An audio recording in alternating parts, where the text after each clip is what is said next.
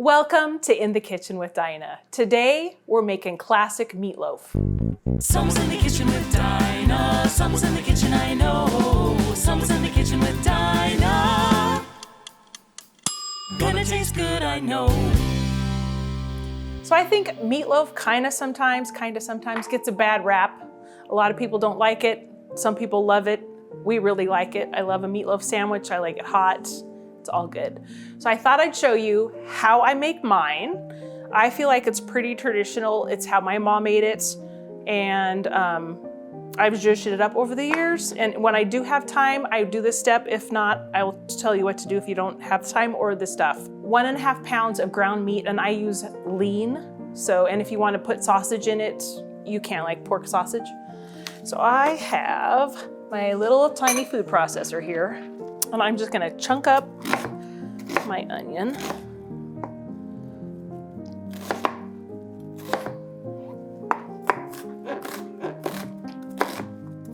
When I don't have time, which is most of the time, I just cut up my onion, the raw onion, really finely and add it to the ground beef and move on. But this is really the better way. Actually, one of my viewers had asked, how do I make a good meatloaf?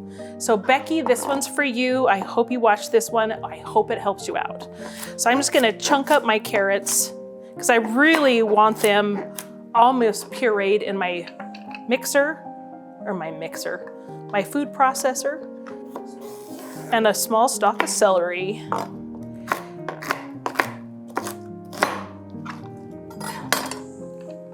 See, I am going to turn on my skillet here and get that warm. All right.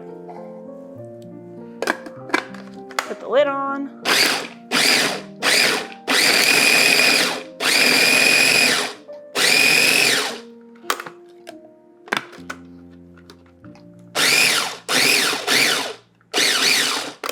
Okay. I don't know if you can see how fine that is. It's very fine. Very fine. So we're gonna go over and put this in our skillet on the stove. I'm gonna get all this out of here. All right, so I'm just gonna put a little bit of butter, probably a tablespoon in there, and scoop all this in. If you had red pepper or any kind of sweet pepper or mushrooms, that would be super terrific in here too. Just gonna saute and cook that, and while that gets going, I'm gonna grab some garlic.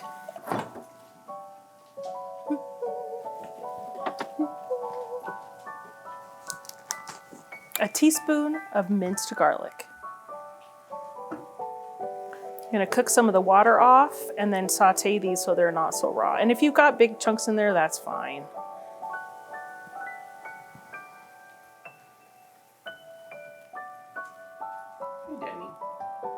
You smell what Mom was cooking? Mom is cooking so much things today. So good. You're gonna get something with Mama cooking? So this should take a couple minutes, maybe like 3 or 4. And I usually do this and then let it cool off because I mix my meatloaf with my hands. So I'm looking for my onion to be translucent and cooked. You just want to cook some of the rawness out. It really helps. And this mixture helps the meatloaf stay really moist. And lots and lots of flavor. I'm gonna call that good. All right, so we've got our veggies all sauteed. I'm gonna put them in here. Hopefully they'll cool off a little, cool off enough so that I can stir. And some of the other things we're gonna need. About a tablespoon of worcestershire sauce. If you ever figure out how, I think I've heard like 7 different ways to say that, so. Splash of that. And about, I don't ever measure, so this is difficult. I'm gonna say about 1/3 to 1/2 cup of breadcrumbs. Because I don't ever measure. But that's what we're gonna say. And if you have, these are just the plain ones. If you have the Italian ones, those work well too. We got 1.5 pounds of beef. And I've just got 1 egg I'm gonna beat up. Throw that in. some Italian seasoning. Just put a teaspoon of that in.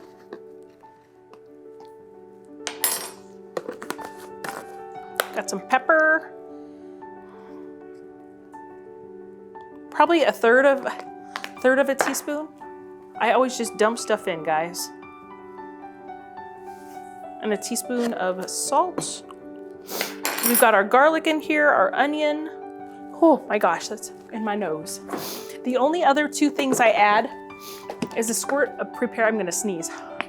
Squirt of prepared mustard and some ketchup. I know a lot of people have used like tomato soup and stuff, but. Okay. So my hands are clean and I usually only stir, before we do that, I always do this. Let's prepare our pan. All right, so I have just got a 1/4 sheet pan. If you make it bigger, you'll want like a 9 by 13. This is about a 9 by 13. Cover the bottom in foil.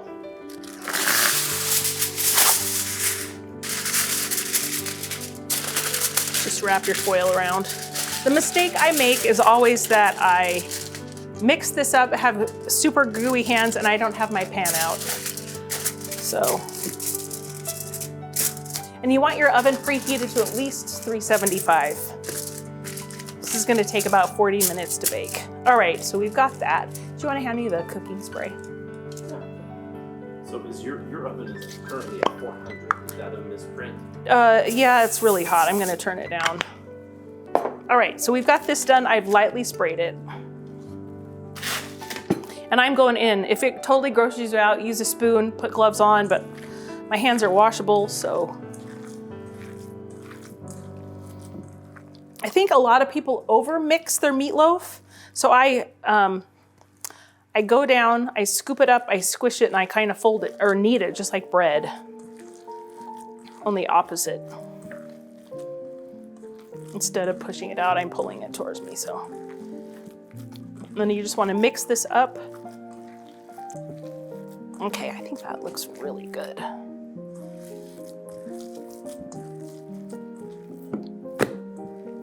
All right. So then I've got this nice loaf. And I'm just gonna put it into, and depending on how you make your loaf,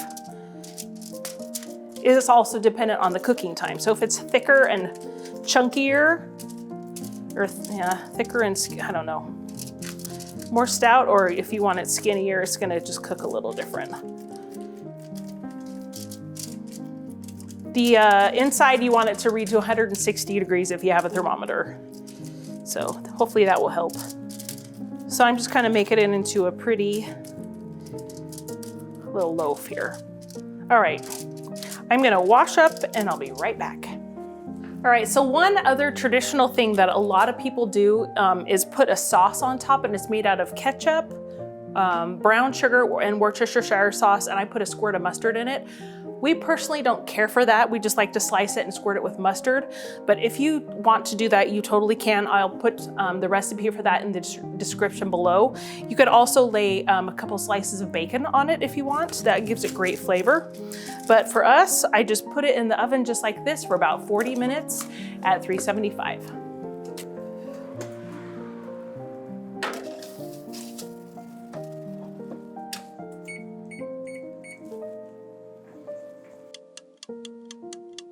So I've got just 30 seconds left. I know it's done because I stuck my thermometer in and was totally cheating on you. Come on, and turn off. There it goes. But just to show you, I mean, look at how juicy that is. I'm gonna stick my instant read in. Come on. I mean, it's way past 160, which is great. All the juices on top have run clear. That's another thing you want to do. Just take it out real gentle.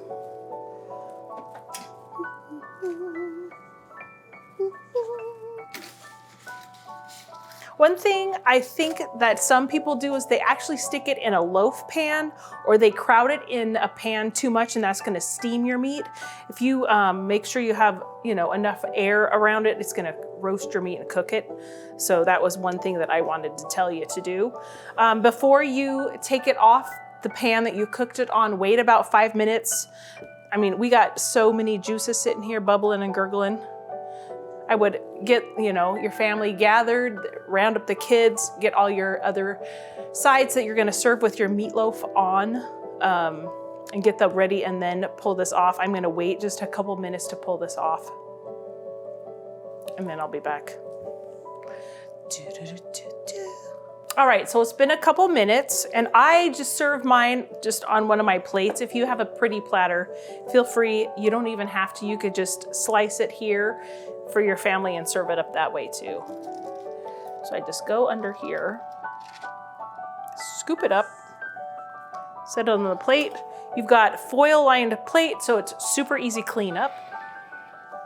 And then, I don't know about you guys, but we just, I slice it like this. I even just use the spatula.